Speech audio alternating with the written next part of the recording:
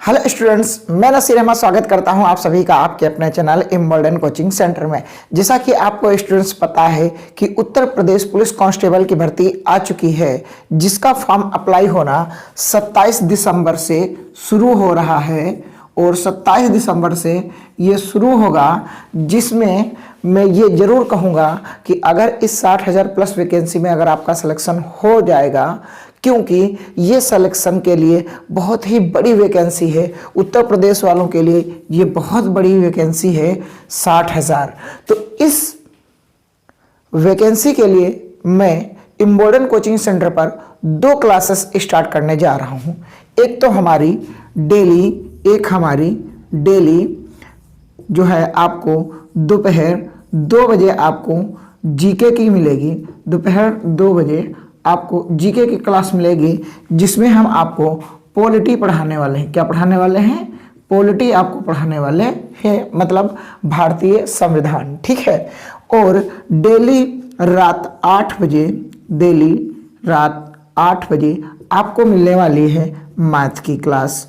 तो आप बिल्कुल इस चैनल पर जुड़ सकते हैं। डेली दोपहर 2 बजे, डेली रात 8 बजे। ये 2 क्लासेस आपके लिए सिलेक्शन के लिए बहुत ही इंपॉर्टेंट होने वाली हैं, क्योंकि मैथ आपके एग्जाम में 37 क्वेश्चन आएंगे और 2 नंबर का एक क्वेश्चन होगा। तो आप समझ सकते हैं कि आपके लिए ये कितनी महत्वपूर्ण होने वाली सब्जेक्ट है।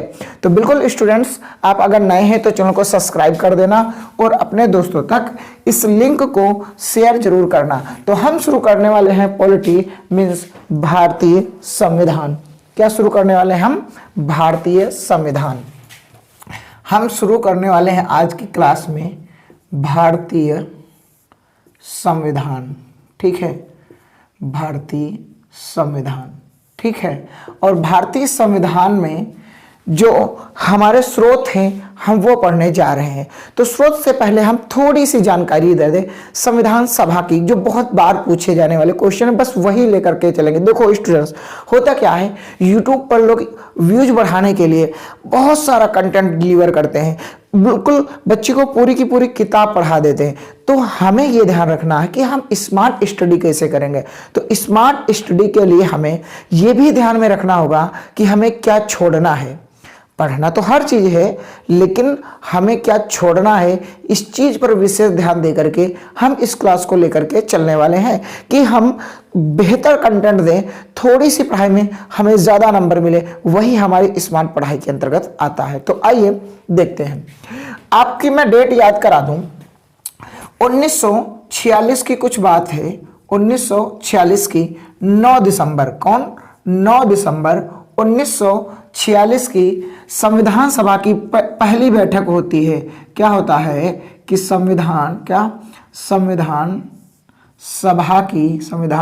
सभा की प्रथम बैठक, क्या प्रथम बैठक या पहली बैठक होती है, ठीक है।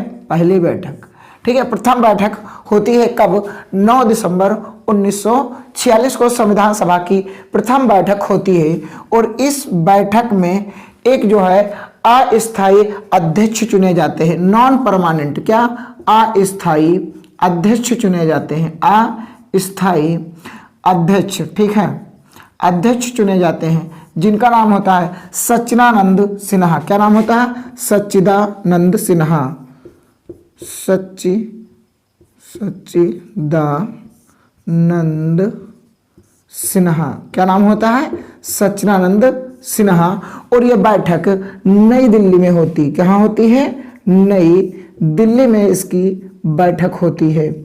तो हमने क्या कहा? हमने ये कहा कि संविधान सभा की पहली हमारी जो बैठक होती है वो 9 दिसंबर को होती है। कहाँ, कब होती है? 9 दिसंबर को 1946 में संविधान सभा की प्रथम बैठक होती। इसके अस्थायी अध्यक्ष चुने जाते हैं, यानी कि आपके परमानेंट ये चेयरमैन नहीं है, ये नॉन परमानेंट चेयरमैन है, जिनका नाम है सच्चिदानंद सिन्हा। और ये बैठक नई दिल्ली में होती है। समय बीतता है, 2 दिन बाद फिर से अगली बैठक होती है 11 दिसंबर, क्या? 11 दिसंबर 1946। 11 दिसंबर 1946 को दूसरी बैठक होती है और इस बैठक में क्या होता है कि हम स्थायी संविधान सभा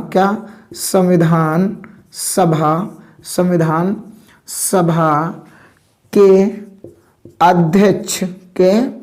अध्यक्ष को हम चुनते हैं और वो अध्यक्ष जिनका नाम बिहार से संबंधित है, मतलब डॉक्टर राजेंद्र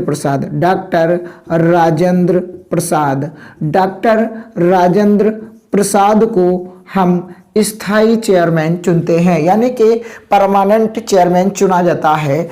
11 दिसंबर 1946 को संविधान सभा के क्या होते हैं, स्थायी जो अध्यक्ष होता है उन्हें हम डॉक्टर राजेंद्र प्रसाद के नाम से जानते हैं। इन्हें चुना जाता है कब, 11 दिसंबर। तो आपसे पूछ लेगा कि संविधान सभा के स्थायी अध्यक्ष के रूप में डॉक्टर राजेंद्र प्रसाद को कब चुना गया, तो आपको आंसर देना है 11 दिसंबर 1946 को।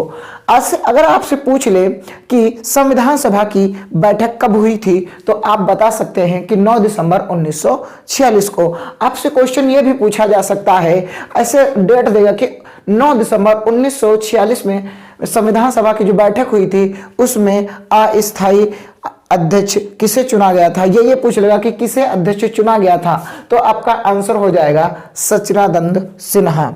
ये आपके बहुत ही इंपॉर्टेंट वर्ड हैं। अगर आप कॉपी पेन लेकर के बैठे हैं तो आप जरूर इसे नोट डाउन कर लें। ये इतने बेहतरीन क्वेश्चन हैं जो आपके एग्जाम में पूछने ही जाएंगे, ऐसा तो मान के चलना, ठीक है। अब आगे की जो डेट आती है वो होती है 13 दिसंबर की। क्या डेट आती है, 13 दिसंबर, ठीक है। आ रहे हैं सर, 13 दिसंबर क्या आती है, 13 दिसंबर 1946। इस डेट को क्या होता है, ये डेट वो होती है जिस डेट से संविधान सभा की संविधान सभा की कार्यवाही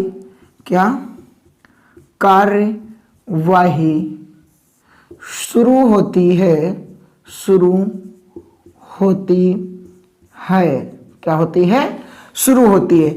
यानी कि 13 दिसंबर 1946 को संविधान सभा की कार्रवाई शुरू होती है। और क्या होता है, एक हमारे जो आगे चल करके देश के प्रथम प्रधानमंत्री बनते हैं, जिनका नाम हम सब जानते हैं, पंडित जवाहरलाल नेहरू,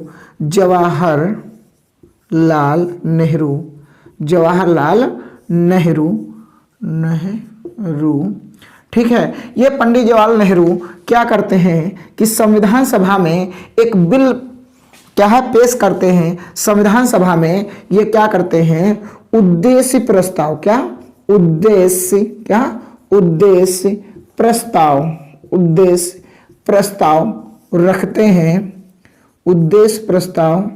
रखते हैं, ठीक है। जो आगे चलकर ठीक है, ये क्या होता है, 22 जनवरी,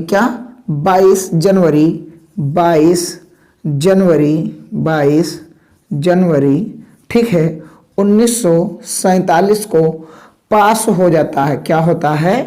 पास हो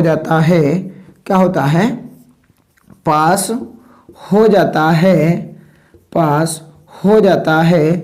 जब ये पास हो जाता है तो इसे ही क्या होता है, जब ये पास हो जाता है तो इसे ही भारत के संविधान की प्रस्तावना के रूप में हम जानते हैं। क्या जानते हैं, भारत की प्रस्तावना के रूप में हम जानते हैं। ये हम थोड़ा सा मिटा रहे हैं, अगर आपने नहीं लिखा, चलो इधर लिख देते हैं कि उद्देश्य प्रस्ताव को बाद में जाकर के जब पास हो जाता है उसके बाद इसी को भारतीय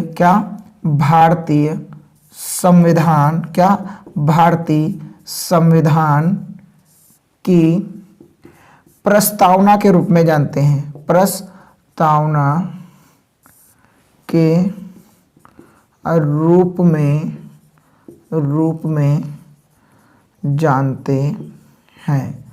क्या है कि हम जिस प्रस्तावना को पढ़ते हैं उसे पंडित जवाहरलाल नेहरू उद्देश्य प्रस्ताव के रूप में संविधान सभा में रखा था, जो पास होने के बाद में हमारे संविधान की क्या बनी, प्रस्तावना बनी। तो आपसे क्वेश्चन पूछ सकता है कि 13 दिसंबर 1946 को पंडित जवाहरलाल नेहरू ने कौन सा बिल संविधान सभा में रखा या कौन सा जो है विधेयक रखा, तो उद्देश्य प्रस्ताव रखा। कौन सा प्रस्ताव रखा, उद्देश्य प्रस्ताव रखा। आपसे यह भी पूछ लेगा कि पंडित जवाहरलाल नेहरू ने उद्देश्य प्रस्ताव जो संविधान सभा में 13 दिसंबर 1946 को रखा था वो कब पास हुआ, तो पास कब हुआ, 22 जनवरी 1947 को। कब, 22 जनवरी 1947 को पास हुआ, जो आने वाले समय में क्या हुआ, हमारे भारतीय संविधान की क्या है, प्रस्तावना के रूप में जानते हैं, यानी कि ये प्रस्तावना बनी। तो अगर आप कॉपी पेन ले लिए हैं तो बिल्कुल आप नोट डाउन कर लें या स्क्रीनशॉट ले लें, मैं पास खड़ा हूं। ठीक है, अब सर बात कर लो, आप कह रहे थे कि संविधान सभा के स्रोत के बारे में चर्चा करें, हमने कहा बिल्कुल करेंगे। आपकी अगर समझ में आ रही है क्लास तो आप क्लास को जरूर लाइक कर देना और अपने जितने भी साथी हैं ना उनको इम्बोर्डन कोचिंग सेंटर पे जरूर लाइए। जितना मस्त मैं जीके पढ़ा रहा हूं इससे जबरदस्त मैथ पढ़ाऊंगा, गारंटी है मेरी, है ना। तो आप बिल्कुल जुड़े इम्बोर्डन कोचिंग सेंटर से और बेहतरीन कंटेंट के लिए आप जुड़े। मैं फिर कह रहा हूं कि यूट्यूब से पढ़ना भी एक अच्छी चीज है, लेकिन वो पढ़ना जो एग्जाम में आए ये आपकी स्मार्टनेस है। ठीक है, तो आप अपना काम अगर स्मार्टनेस के साथ में करना चाहते हैं तो आप जरूर इम्बोल्डन कोचिंग सेंटर के साथ में आप 2 घंटे दें, दोपहर 2 बजे और रात 8 बजे, बिल्कुल आपका सिलेक्शन सुनिश्चित होगा। राइट, चलो देखते हैं भारतीय संविधान के स्रोत। क्या, भारतीय संविधान के स्रोत, भारतीय संविधान के स्रोत। ठीक है, अगर भारतीय संविधान के स्रोत के बारे में हम चर्चा करें तो हमारे पास सबसे बड़ा जो संविधान का एक स्रोत है जिसका नाम हम जानते हैं भारत शासन अधिनियम। क्या जानते हैं, भारत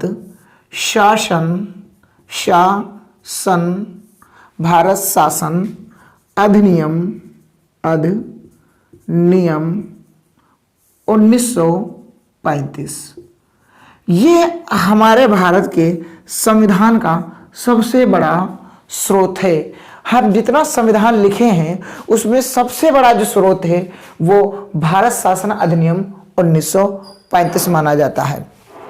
इससे हमने बहुत सारी चीजें ली हैं। अब ये भारत शासन अधिनियम 1935 से ये सर आता कहां से था, तो अगर आपने हिस्ट्री पढ़ी होगी तो आपको पढ़ाया गया होगा कि अभी तक हम आज़ाद नहीं हुए हैं, तो जाहिर सी बात है हम ब्रिटेन के गुलाम थे। तो क्या है, ये ब्रिटेन से आता था। क्या, भारत शासन अधिनियम जिसे हम जानते हैं। तो हम पहला ही क्वेश्चन ये करेंगे कि ब्रिटेन के संविधान से हमने क्या कौन कौन सी चीजें अडॉप्ट की है, कौन कौन सी चीजें हमने ली हैं। तो आइए फिर हेडिंग डालना ब्रिटेन, यानी कि इंग्लैंड के नाम से जिसे हम जानते हैं। ठीक है, क्या है, ब्रिटेन। ठीक है, क्या, ब्रिटेन।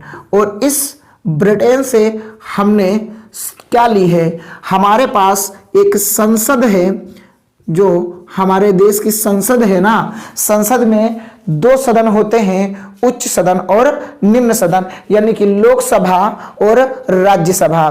तो ये जो संसद के ये 2 सदन है ना, ऐसे ही ब्रिटेन में भी 2 सदन होते हैं संसद के।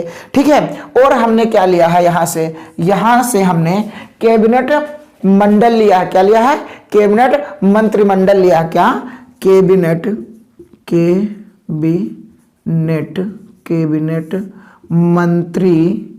मंत्रिमंडल। क्या, मंत्रिमंडल।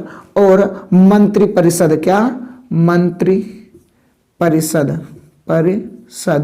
ये हमने कहां से लिया है, ये हमने ब्रिटेन से लिया है। क्या लिया है, भारत में जो संसद है, संसद कैसे चलेगी, संसद में कितने सदन होंगे, ये कहां से लिया हमने, ब्रिटेन से।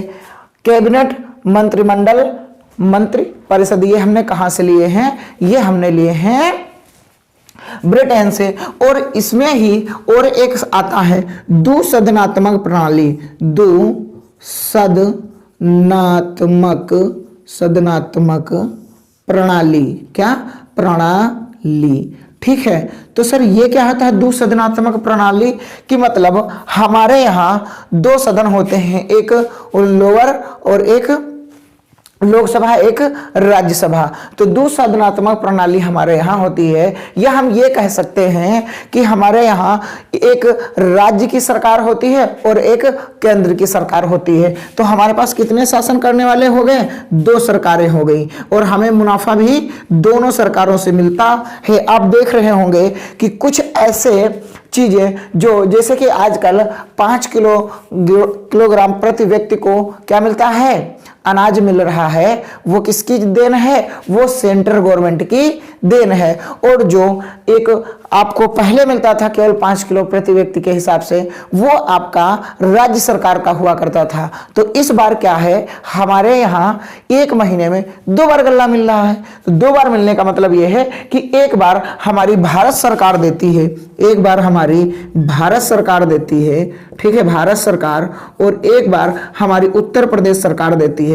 तो अब बात समझ में आ रही है कि हमारे यहाँ दो सदनात्मक का मतलब है एक भारत सरकार और एक राज्य की सरकार। हमारे यहाँ 2 सरकारें होती हैं, इसीलिए हम दो सदनात्मक प्रणाली की बात करते हैं। और ये हमने कहां से लिया है, ये हमने लिया है ब्रिटेन से, ठीक है। और ब्रिटेन से सर मैंने क्या लिया है, हमने लिया है एकल नागरिकता। क्या ली है, एकल नागरिकता, एकल नागरिकता, एकल नागरिकता। एकल नागरिकता का मतलब सर जी क्या होता है, हमारे यहाँ जो निर्वाचन कार्ड होता है उस पे लिखा होता है इलेक्शन कमीशन ऑफ इंडिया। मतलब हम उस निर्वाचन कार्ड से पूरे देश में घूम सकते हैं और वो एक ही मात्र होता है। यानी हमारी नागरिकता के लिए एक ही निर्वाचन कार्ड की जरूरत है। और ये ऐसे ही ब्रिटेन में भी होता है कि एक ही आपको निर्वाचन कार्ड मिलेगा नागरिकता के लिए, जबकि अमेरिका में दोहरी नागरिकता चलती है। दोहरी नागरिकता का मतलब सर जी क्या होता है, उसका मतलब ये होता है दोहरी नागरिकता में क्या होता है कि केंद्र सरकार जो होती है, जो केंद्र सरकार होती है, केंद्र सरकार होती है, इसका अलग आपको निर्वाचन कार्ड मिलेगा। और जो राज्य सरकार होती है, राज्य सरकार, इसका एक अलग ही क्या मिलेगा, निर्वाचन कार्ड मिलेगा। तो अगर आप राज्य में रह रहे हैं तो आपके लिए क्या है, आप अगर राज्य वाला जो है आपके पास निर्वाचन कार्ड है तो ठीक है। लेकिन आप जब भी राज्य से बाहर दूसरे राज्य में गए तो अगर आपके पास केंद्र सरकार का निर्वाचन कार्ड नहीं है तो क्या है, तो आपके ऊपर जो है कार्रवाई हो सकती है, क्योंकि या आपसे ये कहा जाएगा कि आप जो है उस देश के नागरिक अभी नहीं है, आप प्रूफ देखिए उस भारत के नागरिक हैं। तो इसलिए वहां पास क्या होना चाहिए, वहां आपके पास जो निर्वाचन कार्ड होना चाहिए वो 2 होने चाहिए। अगर पूरे देश में घूमना है तो सेंट्रल वाला जेब में रख लो, आराम से ऐश करो, ठीक है। लेकिन हमारे यहाँ क्या है, हमारे यहाँ एकल नागरिकता है। एकल नागरिकता का मतलब एक ही निर्वाचन कार्ड रख लो और आराम से ऐश करो, है ना। चाहे जहां आप जमीन खरीदो, चाहे जहां आप रहो, चाहे जहां आप व्यापार करो, कोई दिक्कत नहीं। क्यों, क्योंकि हमारे यहाँ एकल नागरिकता है और एकल नागरिकता का मतलब है एक ही सर्टिफिकेट से हमारा काम चल जा रहा है। जबकि इनके यहाँ क्या है, अमेरिका में यह है कि अगर राज्य तक आप व्यापार कर रहे हैं तो ठीक है, राज्य के बाहर जा रहे हैं तो दूसरा वाला सेंट्रल वाला आपके पास होना चाहिए, राइट। तो इतनी बात मेरे हिसाब से समझ में आ गई होगी। और क्या सर हमने यहां से लिया है अमेरिका, ब्रिटेन से हमने और जो लिया है वो है कि राष्ट्रपति संवैधानिक प्रमुख, राष्ट्रपति का क्या, राष्ट्रपति संवैधानिक प्रमुख होगा, क्या प्रमुख होगा, ठीक है। हमारे यहाँ क्या है कि राष्ट्रपति को संवैधानिक प्रमुख माना जाता है, इसीलिए हम इसे एकल नागरिक के रूप में भी जानते हैं, किसे, राष्ट्रपति को। और राष्ट्रपति के पास इसीलिए हमारे यहाँ क्या है, क्षमादान की प्रक्रिया भी इन्हीं के पास है। आर्टिकल 72 में ये किसी की मौत की सजा भी हो तो उसे भी ये माफ कर सकते हैं, यानी कि इसे तब्दील कर सकते हैं, बदल सकते हैं, आपके जो है आजीवन कारावास में बदल सकते हैं या कुछ और भी कम कर सकते हैं और आपको आर्थिक दंड दे करके क्या है, आपको बरी भी कर सकते हैं। ये इनके पास है, ये कितना क्षमा करते हैं ये आपके ऊपर डिपेंड करेगा कि आप कैसा, जैसे कि कोई ए बंदा है कोई बी बंदा है और आपस में झगड़ा हुआ, उसमें किसको कितना ज्यादा जुर्म है उसके अकॉर्डिंग ही तो माफ करेगा इंसान। अब जुर्म बहुत बड़ा हो तो ऐसे कैसे माफ किया जा सकता है ना। तो ये है, राष्ट्रपति के पास ये पावर है कि वो संवैधानिक प्रमुख होगा हमारे भारत में, और इसीलिए जो है राष्ट्रपति के लिए हमारे आर्टिकल भी दिया गया है, राष्ट्रपति के लिए 52 कि भारत में एक राष्ट्रपति होगा। तो ये संवैधानिक पद के रूप में जाना जाता है। ये भी हमने कहां से लिया है, ये भी हमने ब्रिटेन से लिया है। कहां से लिया है, ब्रिटेन से। और हमने ब्रिटेन से सर क्या लिया है, और हमने लिया है कानून का शासन। क्या लिया है, कानून का शासन। कानून का शासन क्या है, कानून का शासन। ये हमने कहां से लिया है, ब्रिटेन से लिया है। तो इतनी चीजें हमने क्या है, इंग्लैंड से अपने संविधान में इंक्लूड की है, जोड़ी है। तो आपको अगर क्लास बेहतरीन लग रही है स्टूडेंट्स, तो बिल्कुल आप चैनल को सब्सक्राइब कर लें और वीडियो को लाइक कर दें, ठीक है, और अपने दोस्तों तो शेयर भी कर दें। तो आपने लिख लिया होगा, आई होप, मैं उम्मीद करता हूं, और मैं आगे बढ़ने की कोशिश करता हूं। मैं बाहर हूं, आप चाहें तो स्क्रीनशॉट ले लें, राइट। बेहतरीन चल रही है क्लासेस, अब आपका सिलेक्शन हो जाएगा। अगर आप डेली जुड़ते रहेंगे तो आपका सिलेक्शन पक्का, आपके सिलेक्शन पक्का है ना। ठीक सर, इसके आगे सर बढ़े। हाँ, इसके आगे एक नाम सुना होगा आपने, जर्मनी। क्या नाम सुना होगा, जर्मनी। जर्मनी सर, जर्मनी से हमने क्या लिया है, हमने आपातकालीन उपबंध लिए हैं। क्या लिए हैं, आपातकाल उपबंध। क्या लिए हैं, आपातकाल, आपातकाल, आपातकाल उपबंध, उपबंध। आपातकाल उपबंध का मतलब सर जी बताओ। आपातकाल उपबंध का मतलब ये है कि हमारे यहाँ भारत में जब कुछ ऐसी हिंसात्मक घटनाएं घटती हैं, आंतरिक सुरक्षा जो है खतरे में पड़ने जैसी लगती है, तो हम लोग क्या करते हैं कि राष्ट्रपति शासन लगा देते हैं। कहीं राज्य का शासन व्यवस्था नहीं सरकारें चला पा रही हैं, तो हम क्या करते हैं, हम राष्ट्रपति शासन लगा देते हैं। हम का मतलब है हमारी भारत सरकार जो होती है वो राष्ट्रपति को रिकमेंड करती है कि जो है ऐसी जगह ऐसा किया जाए, तो राष्ट्रपति जो हमारे देश के होते हैं वो क्या करते हैं, उस प्रस्ताव को पास कर देते हैं और हमारे यहाँ भारत शासन जो है, भारत में राष्ट्रपति शासन लग जाता है। जैसा आपने अभी हाल ही में 2019 में जम्मू कश्मीर में देखा था कि राष्ट्रपति शासन काफी दिनों तक लगा रहा था, कि जब 31 अक्टूबर 2019 को क्या हुआ था कि जम्मू कश्मीर को दो भागों में हमने डिवाइड किया है।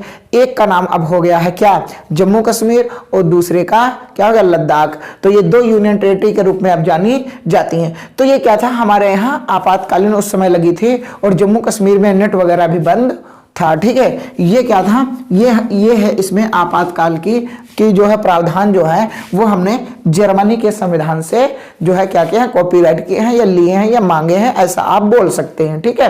और क्या है, अधिकारों का निलंबन। क्या, अधिकारों का निलंबन, अधिकारों का निलंबन, अधिकारों का निलंबन। सर इसका मतलब क्या है, अधिकारों का निलंबन हम उस दौर से अभी गुजरे हैं जिस दौर, अब मैं दुआ करता हूं हमारे मुल्क में कभी भी ना ऐसा है, कोरोना जिसे आप कोविड-19 के नाम से जानते हैं। आपने देखा होगा कि उस समय हमारे अधिकार क्या थे, काफी हद तक अधिकार हमारे क्या थे, निलंबित थे। जैसे कि हम एक साथ दूसरे अपने दोस्त के साथ में घूम नहीं सकते हैं, हम जनसभाएं नहीं कर सकते हैं, हम पास पास में रह नहीं सकते हैं। क्यों, क्योंकि हमारे यहाँ उस समय क्या था, महामारी थी। तो हमारी भारत सरकार ने हमारी सुरक्षा के लिए, हमारी जान की सुरक्षा के लिए, हमारी हेल्थ की सुरक्षा के लिए, हमारे परिवार की सुरक्षा के लिए, हमारे मुल्क, हमारे देश, हमारे वतन की सुरक्षा के लिए सरकार ने एक मुहिम चलाई थी कि सारे लोग क्वारंटीन हो जाएं अपने ही घर में। तो क्या था, हम बाहर क्या घूम सकते थे, नहीं, जबकि हमारा अधिकार है घूमने का। तो उस समय हमारे अधिकार क्या थे, निलंबित थे, ठीक है। क्या थे? निलंबित थे। क्या आप जनसभाएं कर सकते थे? नहीं। हाय हेलो कर सकते थे, खूब 4-5 लोग मिल करके रैली कर सकते थे? सर नहीं कर सकते थे। क्या है? क्योंकि आपके जो अधिकार थे जो सरकार ने दिए थे वो कुछ दिन के लिए निलंबित हो जाएंगे। निलंबन का मतलब कुछ दिन के लिए रोक लग जाएगी, पूर्णतः समाप्त नहीं होंगे, समाप्त नहीं होंगे। जैसे आप देखते होंगे कि जब चुनाव आता है तो धारा 144 लग जाती है। धारा 144 का मतलब क्या है सर? कि आप 2-4 लोग मिलकर के आप भाई यहाँ पास आप एक साथ में ग्रुप बना करके नहीं घूम सकते हैं। क्यों? क्योंकि चुनाव का माहौल है। तो उस समय धारा 144 के उल्लंघन में आप जेल भी जा सकते हैं अगर आप ऐसा करते हैं तो होता क्या है? तो आपके उस समय अधिकार क्या होते हैं? निलंबित हो जाते हैं कि भाई हम शांतिपूर्वक चुनाव करा सके, इसलिए क्या होता है? हमारे अधिकारों को निलंबित कर दिया जाता है। आई होप, मैं उम्मीद करता हूं कि आपकी बहुत ही अच्छे से समझ में आ रहा होगा। ठीक है, अगला जो देश का नाम हम लेंगे वो देश है आयरलैंड। क्या है? आयरलैंड। ठीक है, क्या है? आयरलैंड। ठीक है, आयरलैंड से हमने क्या लिया है? अरे आयरलैंड से हमने बहुत अच्छी चीजें ली हैं। ठीक है, जिसका हम संविधान में जिक्र करेंगे, जब पढ़ाएंगे मजा आ जाएगा। जिसका नाम है कि नीति निर्देशक तत्व। क्या? नीति निर्देशक तत्व। नीति निर्देशक तत्व। नीति निर्देशक तत्व हमने कहां से लिए हैं? आयरलैंड से। अगर बात करें ये संविधान में कहाँ है तो संविधान के भाग 4 में, ठीक है, और अनुच्छेद क्या? अनुच्छेद 36 से 51 तक इसकी बात कही गई है। किसकी? नीति निर्देशक तत्व की। तो क्या है? ये हमने कहां से लिया है?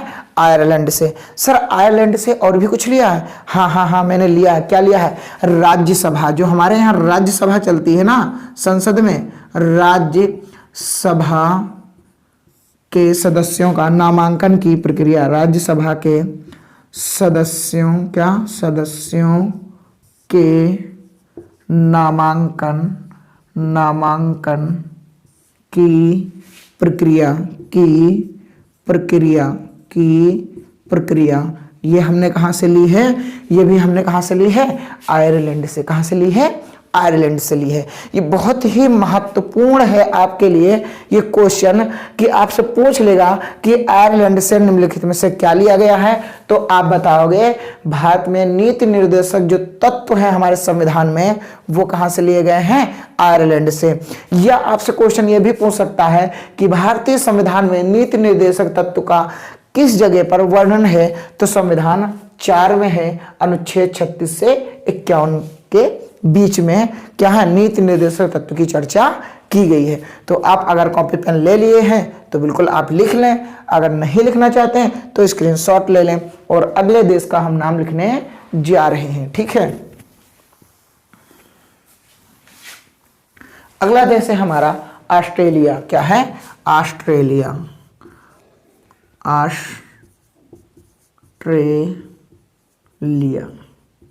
जो अभी हमने 22 जनवरी 1947 की बात की थी, प्रस्तावना के नाम से जिसे हम जाने थे, वो प्रस्तावना का जो प्रारूप है एक तरीके से वो हमने कहां से लिया है? ऑस्ट्रेलिया से। प्रस्तावना हमने कहां से लिया है? ऑस्ट्रेलिया एक देश है, एक मुल्क है, एक वतन है, एक राष्ट्र है, कंट्री है, जहां से हमने क्या लिया है? प्रस्तावना लिया है। और हमारे यहाँ संविधान में कुछ सूची पाई जाती हैं। तो एक जो समवर्ती सूची है, समवर्ती सूची जिसको हम कंकरेंट लिस्ट बोलते हैं, समवर्ती सूची और स्टेट सूची एक होती है। इसमें क्या होता है? राज्य और केंद्र सरकार मिलकर के संविधान का निर्माण करती हैं। ये हमने कहाँ से लिया है? ये हमने ऑस्ट्रेलिया से लिया है। क्या लिया है? प्रस्तावना और क्या है? समवर्ती सूची। ये हमारे संविधान के स्रोत के बारे में हम चर्चा कर रहे हैं। बहुत ही बेहतरीन तरीके से आपकी क्लास चल रही है। और संसद में क्या होता है? एक बैठक, संयुक्त बैठक बुलाई जाती है। क्या है? संसद की संयुक्त बैठक। क्या? संसद की संयुक्त बैठक। संसद की संयुक्त क्या? संयुक्त बैठक। संयुक्त बैठक। ये भी हमने कहां से लिया है? ऑस्ट्रेलिया से। इसमें होता क्या है, अनुच्छेद 108 आर्टिकल 108 का प्रयोग करते हैं राष्ट्रपति जी। राष्ट्रपति जी जब प्रयोग करते हैं तो लोकसभा और राज्यसभा को दोनों को एक साथ, क्या दोनों को एक साथ आहूत करते हैं, यानी बुलाते हैं, और इसकी अध्यक्षता लोकसभा स्पीकर करते हैं। तो लोकसभा स्पीकर जो होंगे तत्कालीन वही इस बैठक की अध्यक्षता करेंगे, लेकिन बुलाने का श्रेय आप राष्ट्रपति को देंगे, क्योंकि राष्ट्रपति के पास यह अधिकार है कि दोनों सदनों को एक साथ बुला सकता है। तो ये क्या है, ये हमारे तीन जो वर्ड हैं, जो शब्द हैं, जो लाइनें हैं, ये हमने कहाँ से लिए हैं, ये हमने ऑस्ट्रेलिया से ली है। कहाँ से लिए हैं, ऑस्ट्रेलिया से ली है। ऑस्ट्रेलिया से हमने क्या लिया है, प्रस्तावना लिया है, समवर्ती सूची ली है। संसद की संयुक्त बैठक भी हमने कहाँ से ली है, ऑस्ट्रेलिया से। और संयुक्त बैठक को आहूत कौन करता है, राष्ट्रपति जी बुलाते हैं। और राष्ट्रपति जी बुलाते हैं किसके तहत बुलाते हैं, उनके पास संविधान में एक अधिकार दिया, एक पावर दिया गया है कि भाई साहब आप 108 का प्रयोग कर सकते हैं अनुच्छेद का, और आप संयुक्त बैठक बुला लें। तो क्या होता है, राष्ट्रपति जी 108 आर्टिकल का प्रयोग करते हैं और संयुक्त बैठक को बुला लेते हैं। लेकिन बुलाएंगे वो संसद ही होगा, संसद में ही दोनों लोगों की बैठक एक साथ में होगी, राइट। तो अगले देश की तरफ हम चलते हैं, ठीक है।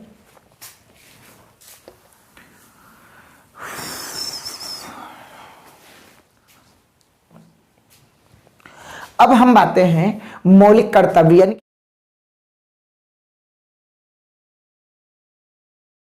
USSR से लिए थे, क्योंकि अब तो ये रूस रह गया, वरना इससे पहले ये क्या होता था, सोवियत संघ रूस क्या हुआ करता था, सोवियत संघ रूस, ठीक है, ये कभी हुआ करता था सोवियत संघ रूस। लेकिन क्या करें, माहौल कुछ बिगड़ा और 1990 से 1991 के बीच में क्या हुआ कि ये टूट गया और वर्तमान में आज केवल रूस बचा है। सोवियत संघ रूस का नाम टूट चुका है। अब वर्तमान में हम इसे रूस के नाम से जानते हैं, क्योंकि इससे कई देश अलग हो चुके हैं। आपने देखा था कि यूक्रेन वाला जो युद्ध आप देख रहे हैं, वो कभी यूक्रेन USSR का हुआ करता था, यानी रूस ही का अंग हुआ करता था। जैसे कि हमारे देश में क्या हुआ, हमारा देश पहले पाकिस्तान तक हुआ करता था, लेकिन दुर्भाग्य से क्या है, पाकिस्तान आज हमारे पास नहीं है, ठीक है। तो क्या है, वो है तो हमारा ही हिस्सा कभी से था, तो आज भी होना चाहिए था, लेकिन दुर्भाग्य से क्या हुआ कि वो नहीं है हमारे पास। तो वही चीज इनके पास है कि सोवियत संघ रूस टूट चुका है, आज केवल रूस है। तो जब हमने संविधान सभा हमारी बन रही थी, तब ये USSR के नाम से जाना जाता था। तो यहां से हमने जो लिया था, वो हमने लिया था मौलिक कर्तव्य। क्या लिया था, मौलिक कर्तव्य। क्या लिया था, मौलिक कर्तव्य। क्या, मौलिक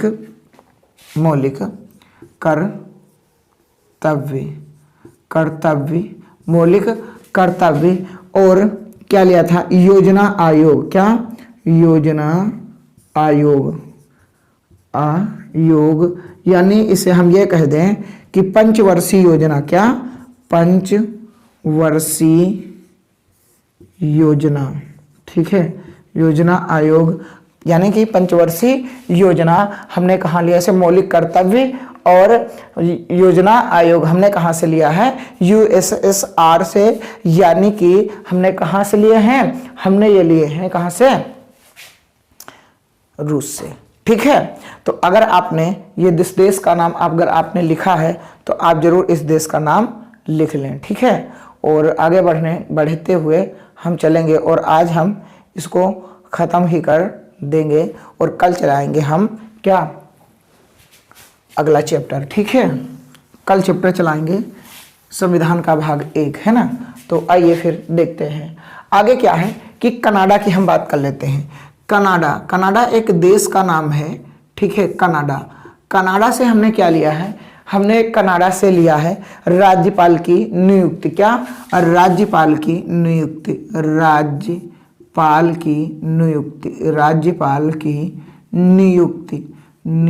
नियुक्ति, ठीक है।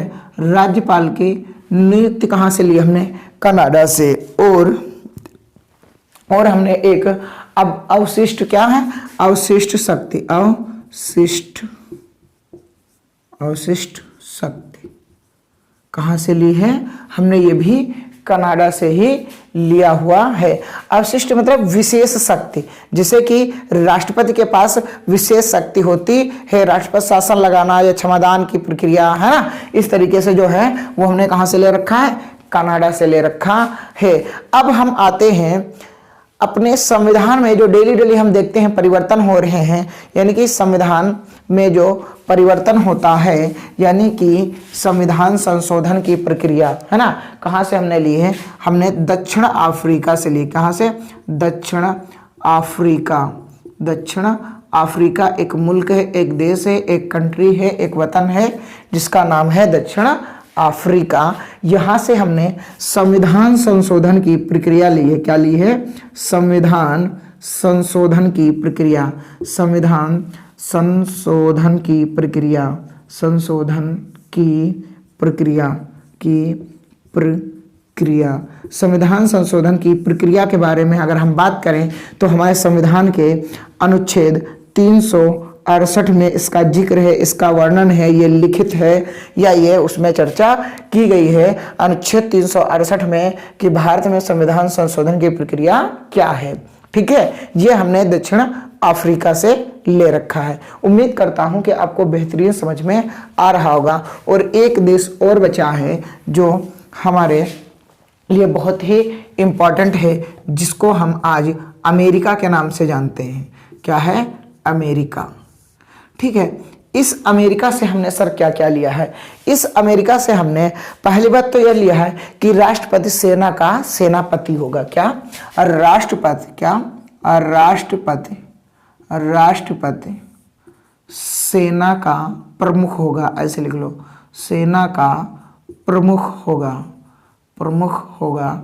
ये जो बात संविधान में वर्णन है, जो संविधान में कही गई है, वो हमने कहाँ से कॉपीराइट की है, कहाँ से हमने मांगा है, हमने जो है अमेरिका से ये लिया है। ठीक है, और हमारे यहाँ क्या है कि हमारे यहाँ लिखित संविधान है। क्या है, लिखित संविधान है। क्या है, लिखित संविधान है। लिखित संविधान है, ये हमने कहाँ से लिया है, ये हमने अमेरिका से लिया है। और मैं बता दूं कि भारत का जो संविधान है ये वर्ल्ड का सबसे बड़ा लिखित संविधान है। इतना बड़ा किसी देश का संविधान ही नहीं है जितना बड़ा हमारे मुल्क का, हमारे वतन का, हमारे देश का, हमारी कंट्री का क्या है, संविधान है। राइट। और सर हमने कहाँ से लिए है, हमने और लिया है न्याय समीक्षा। क्या, न्याय समीक्षा। न्याय समीक्षा मतलब किसी एक केस पर या किसी एक को न्याय देने में कोई जो है दोबारा उस पर चर्चा करना हो तो न्याय पुनः उसको, उस केस को रीओपन कर सकती है, उसकी समीक्षा कर सकती है। ये हमारे यहाँ क्या है कि न्याय की समीक्षा जो है वो हमने अमेरिका से ली है। सर और भी कुछ, हाँ, न्यायाधीशों को हटाने की प्रक्रिया। क्या, न्यायाधीशों को हटाने की प्रक्रिया। न्यायाधीशों को हटाने की प्रक्रिया। क्या, हटाने की प्रक्रिया। ये भी हमने कहाँ से लिया है, अमेरिका से ही लिया है। ये हमने इतना सारा चीज हमारे मुख्य पेपर जो उत्तर प्रदेश पुलिस कांस्टेबल और एसएससी जीडी होने वाला है उसके लिए ये महत्वपूर्ण क्लास अब तक की थी। तो अगर आपको क्लास बेहतरीन लगी हो तो मैं फिर कहूँगा कि बेहतर की तलाश में बेहतरीन को ना जाने दें। पढ़ो, सीखो और समझदार बनो ताकि कामयाब हो। बस मेरी यही लाइन है और इसी लाइन के साथ में मैं क्लास को वाइंड अप करता हूं। आपको क्लास अच्छी लगी हो तो क्लास को लाइक करके अपने दोस्तों को जरूर शेयर कर देना।